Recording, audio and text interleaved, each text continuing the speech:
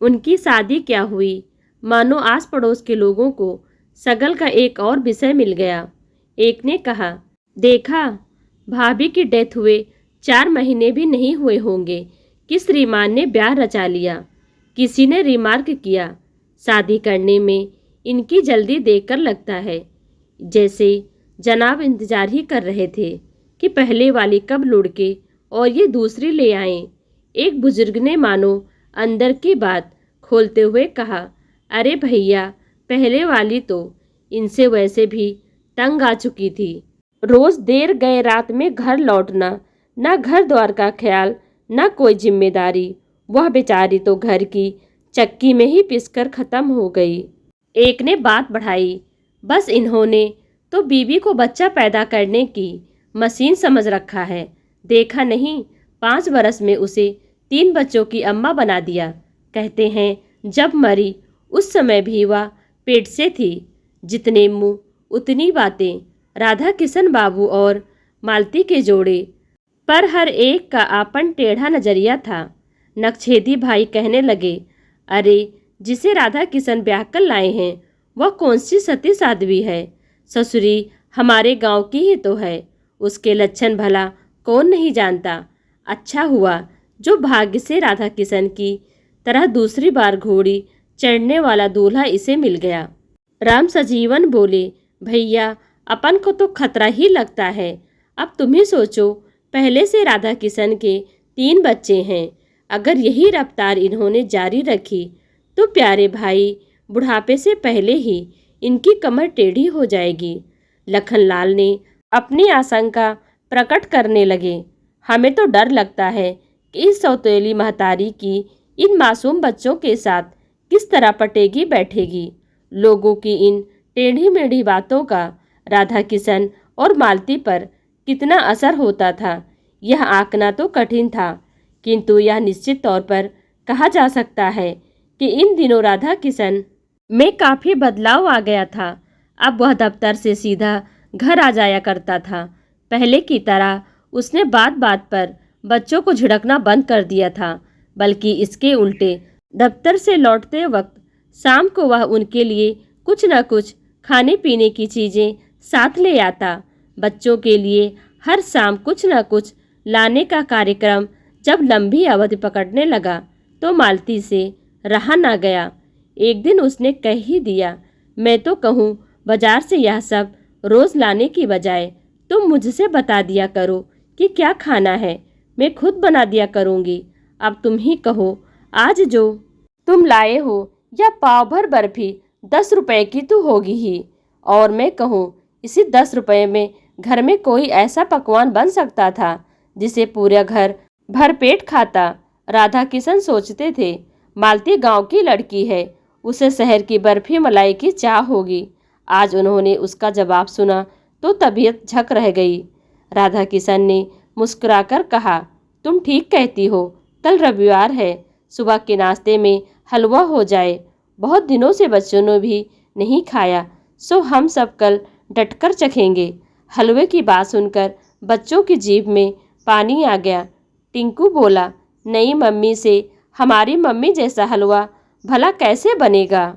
मालती ने नटखट टिंकू को अपने पास खींचते हुए कहा, बेटे, नई मम्मी पुरानी मम्मी सभी एक जैसा हलवा बनाती हैं। घी शक्कर और सूजी मिलाओ, बस टिंकू का हलवा तैयार है। मालती ने आकर इस घर को कुछ इस तरह संभाला था कि बच्चों को उनसे यह महसूस ही नहीं होने दिया कि उनके ऊपर से कभी मातृत्व का साया उठा था। मालती माँ की पूरी ममता उन पर उड़ेल देती।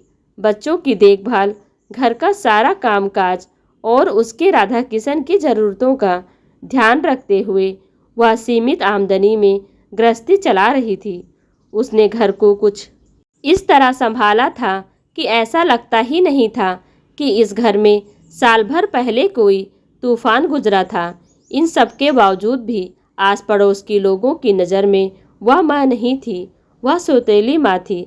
दबी जुबान से स्त्रियाँ कहा करती, यह सब तो 4 दिन के चोचले हैं, अभी सौत के बच्चों को बेटा बेटी करती है। खुद का एकाध पैदा हो जाने दो, फिर देखना। यह माया ममता दूर हो जाएगी। तुम देखना, इन्हें पूछेगी भी नहीं। मालती इन बातों को सुनकर टाल देती। आखिर किस किस का मुंह बंद करती। और फिर समय इसी तरह कटता रहा। दिन से हफ्ते, हफ्तों से महीने, और महीने बढ़ते बढ़ते साल पर उतर गए। मालती की दिनचर्या बिना किसी बदलाव के वैसी ही चलती रही थी। बस एक ही बात जो अब लोगों को खटकती थी वह यह थी कि इन 10 वर्षों के बाद भी उसकी गोद हरी नहीं हो पाई थी। जब वह आई थी तब भी लोगों के ताने बाने थे।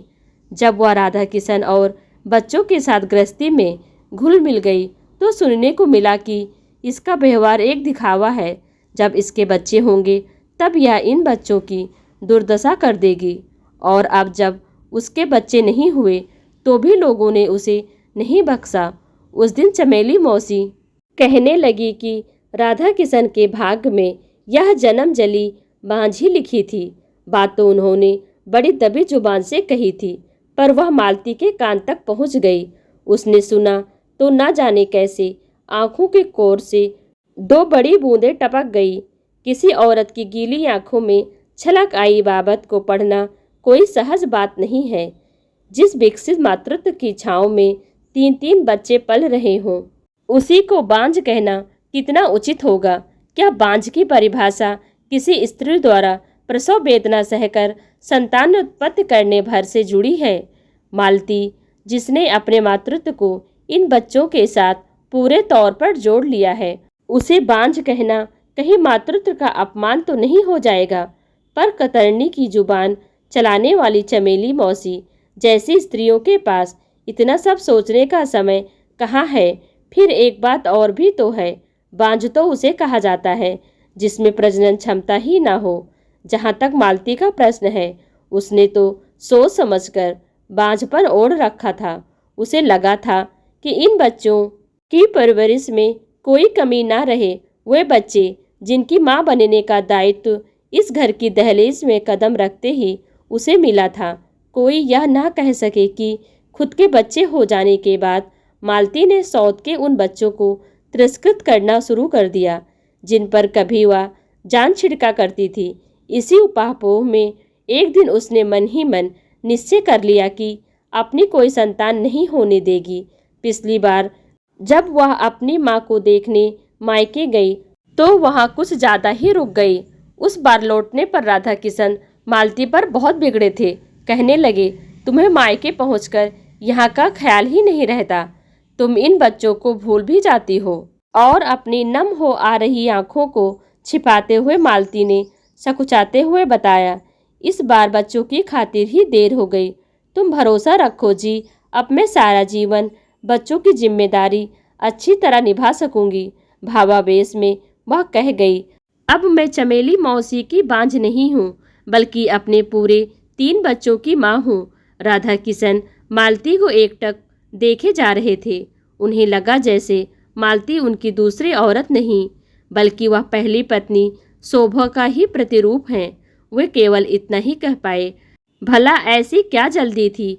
कम से कम ऑपरेशन करवाने से पहले एक बार मुझसे तो पूछ लेती।